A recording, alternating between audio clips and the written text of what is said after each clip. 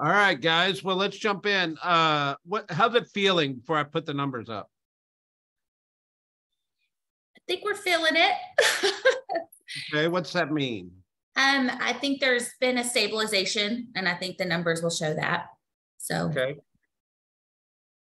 Jim? I don't know.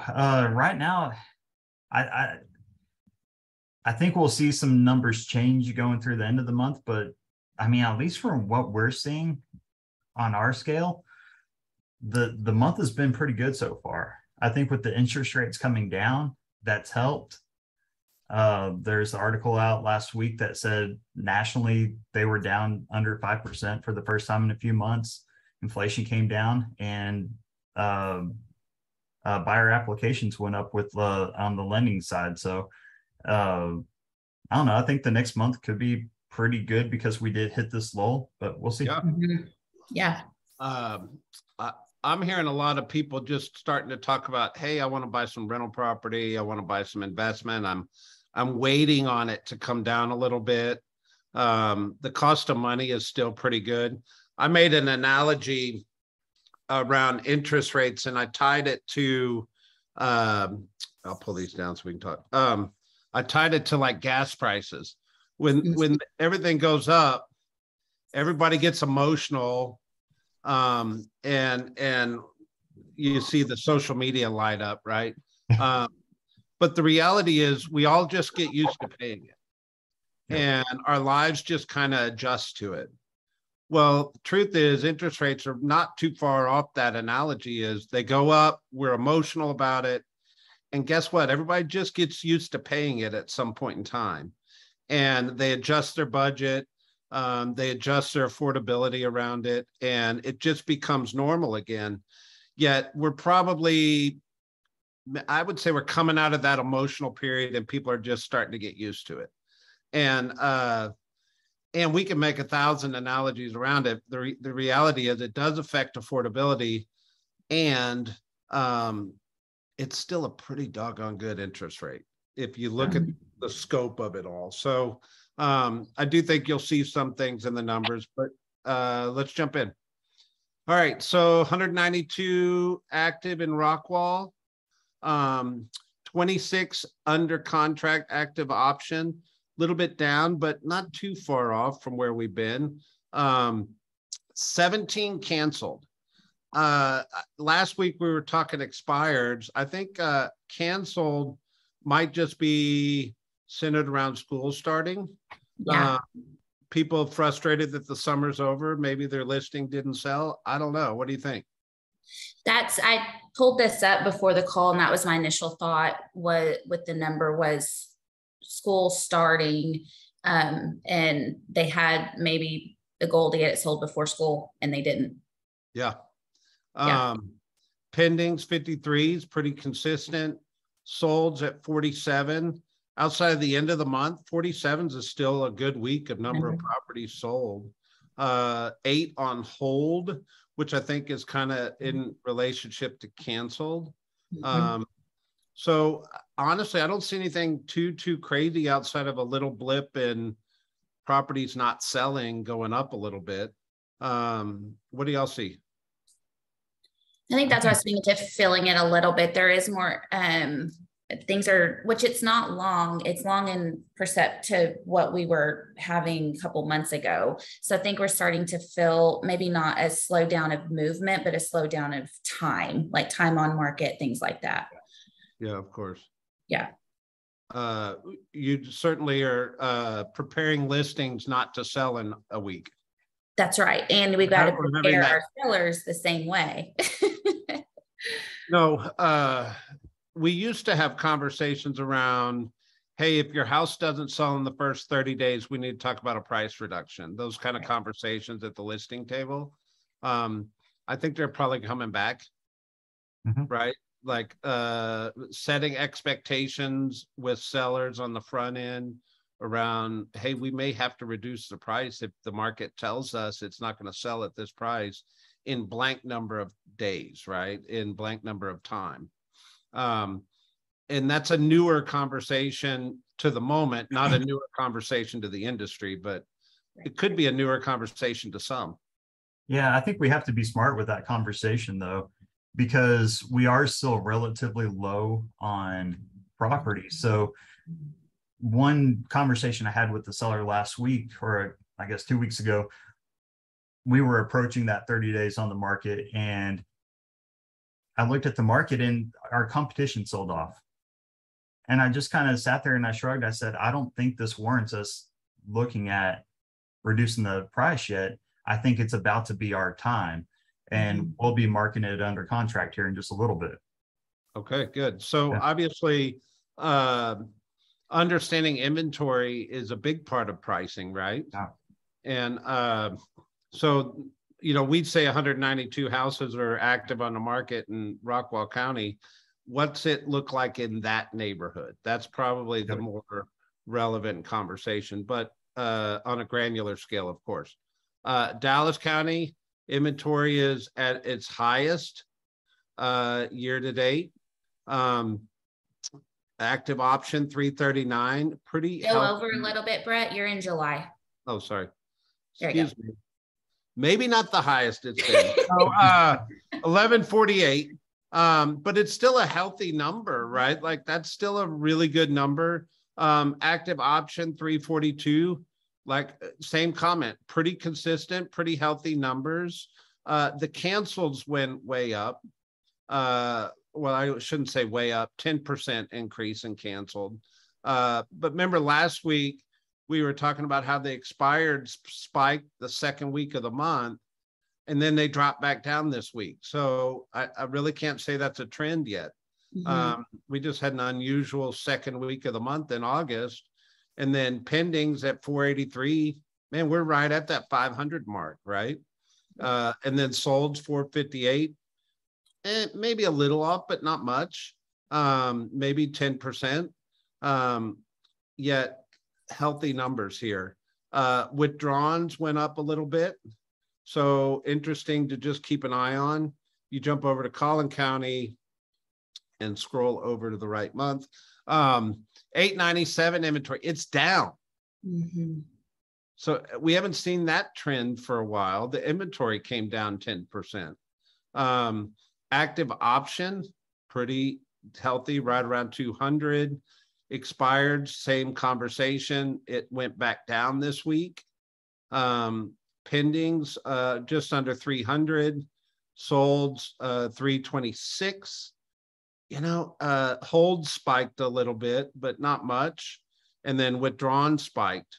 So maybe it's not in the expired column. Maybe it's people canceling and holding and withdrawn, but not enough to go say that's a huge talking point yet, but you definitely can see it uptick just a hair.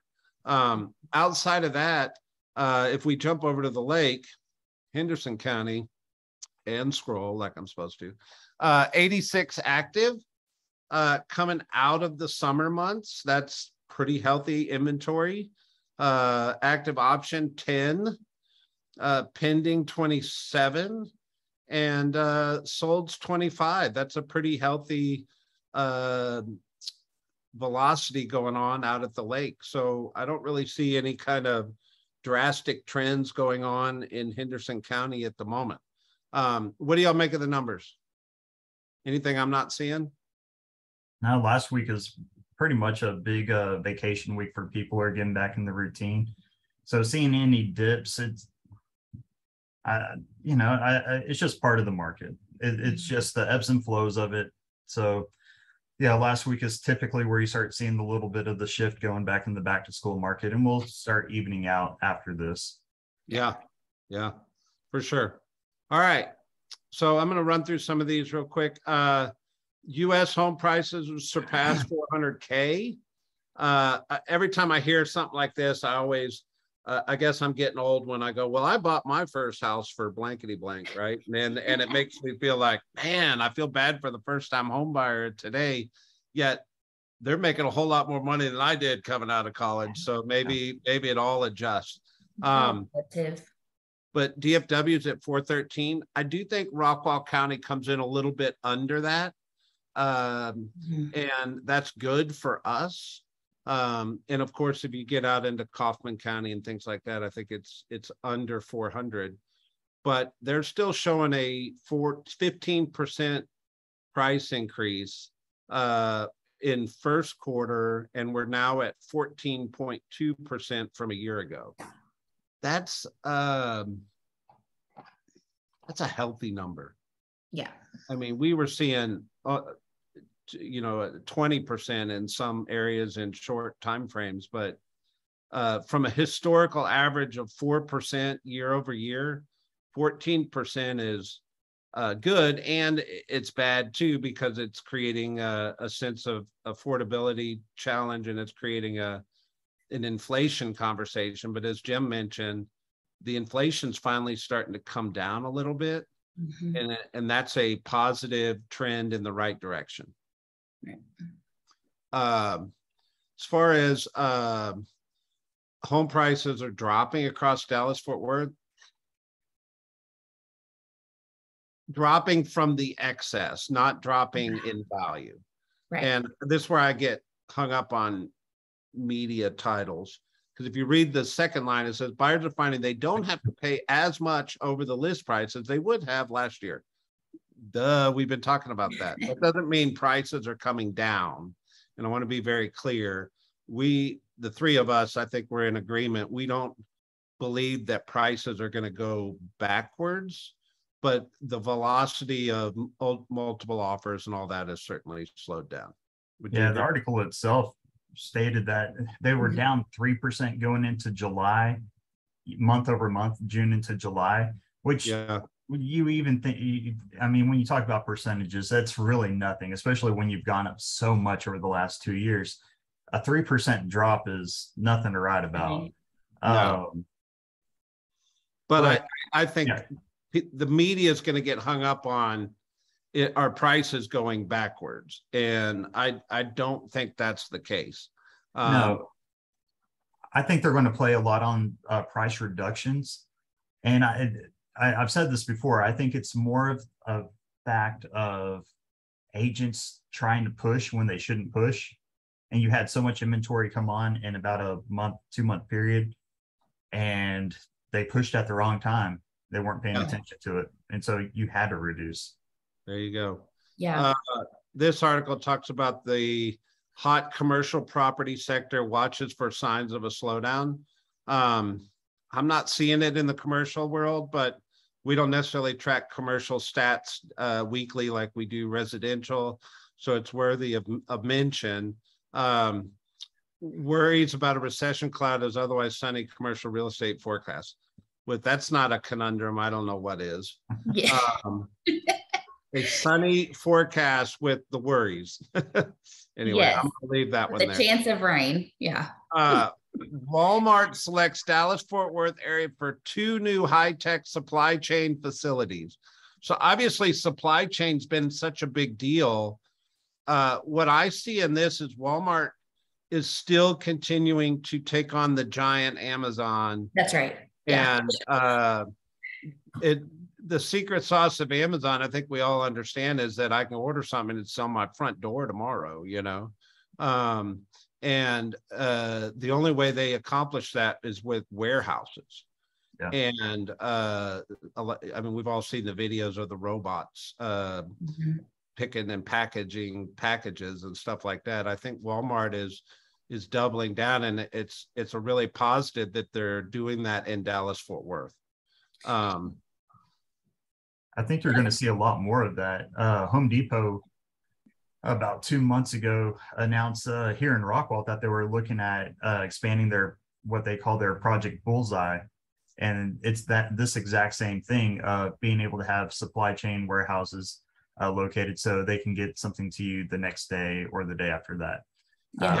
So I see this only expanding.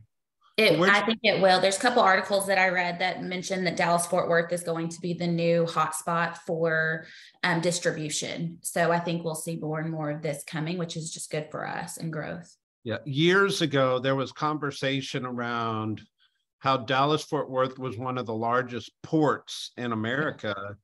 And, you say the word port and you get hung up on ships and access to water. but you realize airport is a port too. And the amount of industry and warehousing that goes through Dallas Fort Worth and that whole thing is certainly a benefit business wise to us, and it trickles down obviously into housing and things like that. But the question is where is a Walmart or a Home Depot going to go buy land that's affordable to be able to put these giant warehouses on, but with access to interstates and access to airports? I think we'll see some in our area. I think there's a lot of land. I think there's access to 20, 635, 30, 80, all those highways give us big commercial development, because there's not land left inside the city, right? Like they need to do it. And I've taken road trips where I'm like driving down in the middle of nowhere, and all of a sudden there's a giant warehouse on the side of the road, and going, wow, it's because of the cost of land, right? Yeah, and it's interesting seeing Lancaster there on the screen, that this is where that's at. A lot of the distribution sites this year have been announced in Lancaster, Wilmer, and we're edging over towards that eastern part of the Metroplex. And you can to your point, Brett, you can easily see it going down Highway 175, going down towards Kaufman, and start filling in the gap. It just kind of how Rockwall did going into the Metroplex. I think you can kind of see that maybe with Kaufman, maybe not as big of a scale, but still. Absolutely. All right. So this next article, I want to spend a little time on this. So builders curtail new construction in Frisco, Salina, McKinney, and Prosper. Yet, if you get down into the article, but bucking the downward trend, Sherman, 85% up, Denton's 43% up, Van Alstyne's 24% up, Little Elm's 14, and Melissa's up 10. This speaks to my comment, I guess, a couple of weeks ago, that I think that 75 corridor is going to really blow up over the next couple of years, which is where Van Alstyne, that's where Melissa is. Sherman obviously is way up there. So builders being down, I think, is a pro and a con for us. Meaning it's a pro because it drives people back to the resale market, but it's a con because it hurts inventory. That's right. I don't know what y'all's take on this. I think some of the areas got a little saturated, just the amount of builders. But there is, if you look at how we started filling in the land between Rockwall and Greenville, that's how I'm with you in looking at kind of how they're going to fill the land between Sherman and McKinney. Let's go down to McKinney. Yeah. But yeah, I think there's just it's the time of the year. We were talking back in the spring how their permits were already starting to go down. And so I think this is just kind of a factor of what they were looking at the beginning of second quarter, forecasting into the new year of, all right, if we are expecting interest rates and buyer demand, let's just go ahead and start planning this out. I think it's just kind of a factor of what they started doing back in the spring. Yeah, I think they'll pick it up. I think we'll be on here talking about them picking up permits fourth quarter this year.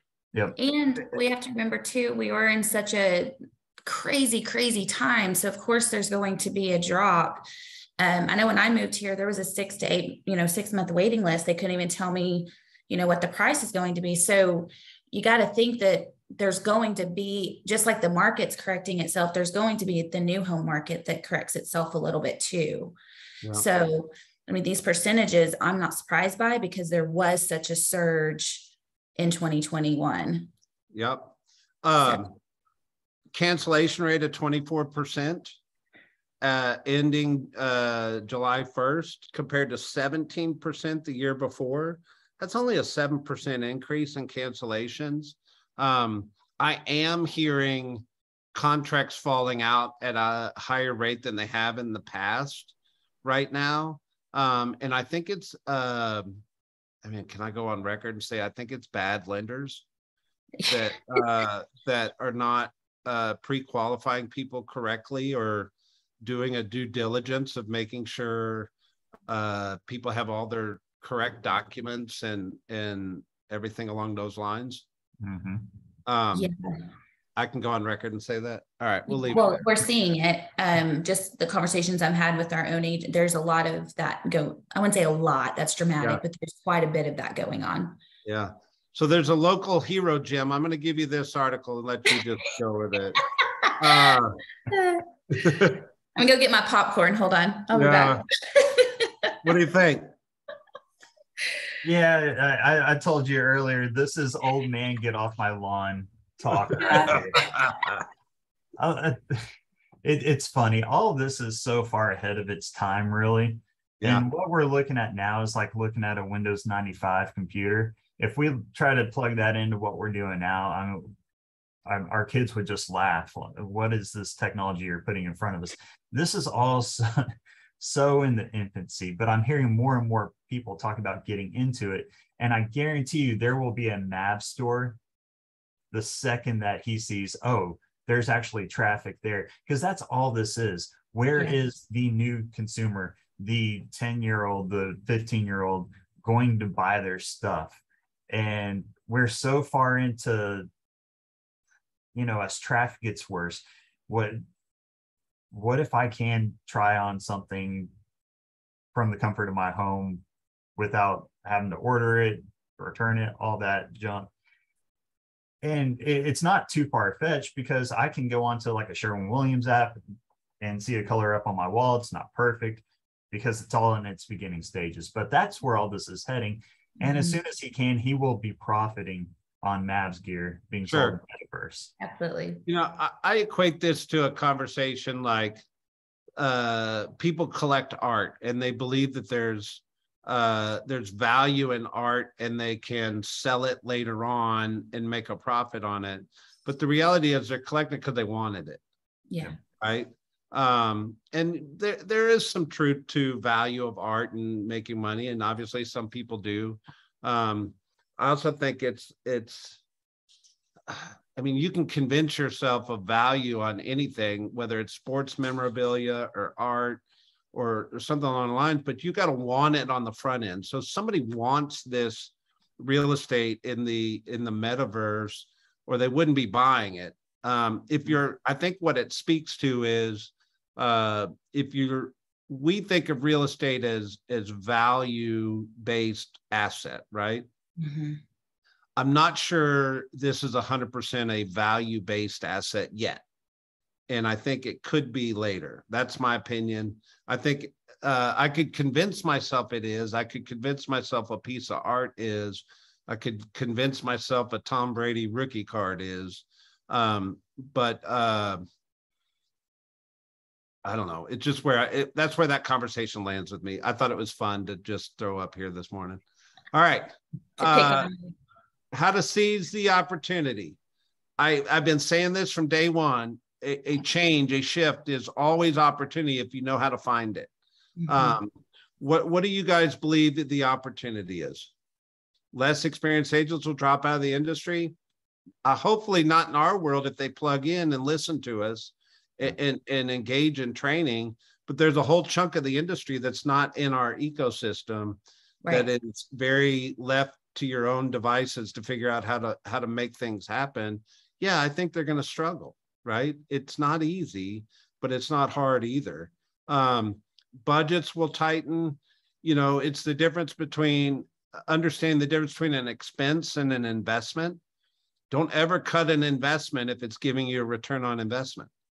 Let's see what else. The market's normalizing. That was your term earlier. I'm not sure that's a opportunity outside of the fact that bread and butter makes good sandwiches, right? Like, let's get back to the basics of how to build a great real estate career in a normal real estate market, right? But anyway, I thought that was interesting just for a talking point. Anything you'd add? Yeah, if I can say something on it, because I've had this conversation a few times this last week, and the opportunity is getting back to hard work. Mm-hmm. Now, I've seen this happen with Patty's business a couple of times, and you don't go up just one tier on your business, you go up 2 tiers. One of the really difficult things with new agents is you came into a market where you kind of just had things happen for you.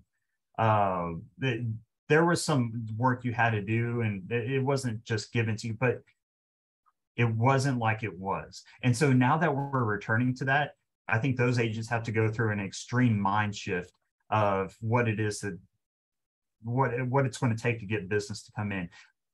But when we do have a little bit of a demand shift like we've had, you've got to work twice as hard. You've got to have twice as many conversations, and it's going to get tiring. It's going to get frustrating because you're doing twice as much work to get the same amount of response. But what will end up happening is you're having the next 6 months, right? You got to get through this year and go into that spring and summer. And if you can do that, and you got to find some way to just release just the bad energy and the stress and everything through these next 6 months. But if you can get through the next 6 months of doubling down, what you're doing is just filling your pipeline. They may not be ready right now, but you fill the pipeline, and then it's going to start exploding for you going into next summer. 100%. Yep. It's exactly what we've been saying. 3 things: back to the basics, a skill set's going to be needed, and then lead gen. Like, you've got to double down on all three of those. So when it talks about, I think it's about experience, and the ones that are less experienced in this market just need to lean in to agents that have seen it before. Yeah. But I do think there will be some dropout that aren't getting that help for sure. Yeah. And it's sad, because if they did get the right help, we could help them thrive in real estate, right? Sure. You know, one of the jokes that leadership has always had about our industry is agents sometimes will walk in and say, I'm going to go get a real job. And I go, okay, so that means you're going to show up at a certain time, and you're going to work, and you're going to be held accountable to doing certain activities. And at the end of the day, you're going to get a paycheck, right? Yeah. Why don't you treat this like a real job? Show up, do the activities, and the paychecks will be there, and you'll like those paychecks more. But if you think that you got to go get a job, you should give this the same energy that you would be forced to give a real job, and see what works for you. And that's really kind of what you're saying, Jim, is, hey, double down over the next 6 months. Yeah. Act like it's a job. Yeah. And you can easily do that, treating it like a 9 to 5 and 8 to 5. Yeah. That means you're going to be out showing, so you won't be in the office, but I'll just make it and maybe make some people feel uncomfortable. But it would be amazing seeing agents in this office actually here when they're not showing 8 to 5, 9 to 5, because there's an energy whenever you're around other people doing the same thing. And I'm telling you, you will have more success being here, not just carrying coffee and eating the free food or whatever that may be up here, but actually on the phone, hitting it. There's a reason. There's an opportunity every day, 9 to 11. Yep. There's a reason top agents work out of the office, because it's professional. And it's an environment that is conducive to success. I don't know, we can belabor it, but one more. Home offers facing competitive bids that plunged over the past 6 months. Duh. I think we all know that, but it was a headline, so I figured it was worth mentioning again. Knowing the market. Remember, we talk about being a skills-based agent. Versus a show up agent like the last 2 years. But you got to understand the market and the trends and where the market's going in the next 3 to 6 months, and be able to talk about why it's different than it was previous 3 to 6 months. And this is just one of those talking points, like, hey, we're not getting multiple offers like we used to. The velocity of the buyers are still there, but not at the same level. So I need to make sure we're in alignment and setting expectations. So this is certainly one of those talking points around setting expectations. Yeah. And if you're on the buy side, don't assume you got to go in so strong every time. You can be a little more competitive with your buyers these days. And what we've learned is most of the time, you'll know pretty early on what level of competitiveness you need to bring to the table. And most people, their first offer is not always where they land. So just getting in the game sometimes and bid on property, you never know. But previous bids, we were coming in so high, right? And it was just driving it up. Now, I think, obviously, understand the inventory in the neighborhoods and all that stuff, but just getting the game now is probably a better strategy with a buyer than coming in so strong. What do you think? I agree. Yeah.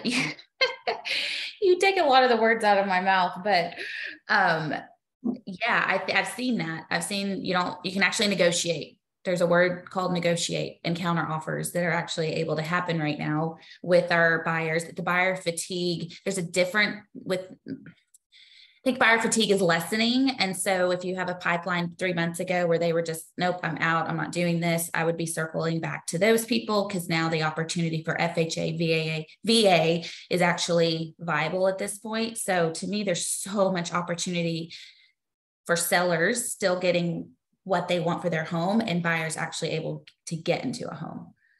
So just can't give up. You got to double down. So. Jim, you got the final word. Oh, Brett, I've said everything I wanted to say there. Get in the office and do work. Do work. I think the theme is get in the game today, whether it's putting a buyer in the game of buying a house or you as an agent, get in the game, show up, let's do some work. Let's go make this thing happen. Environment matters, showing up matters, activities matter. Listen to the wise people that have walked the industry before you, because they'll all tell you the same thing. There's your Monday update. Thanks, guys. Good one. Bye, guys.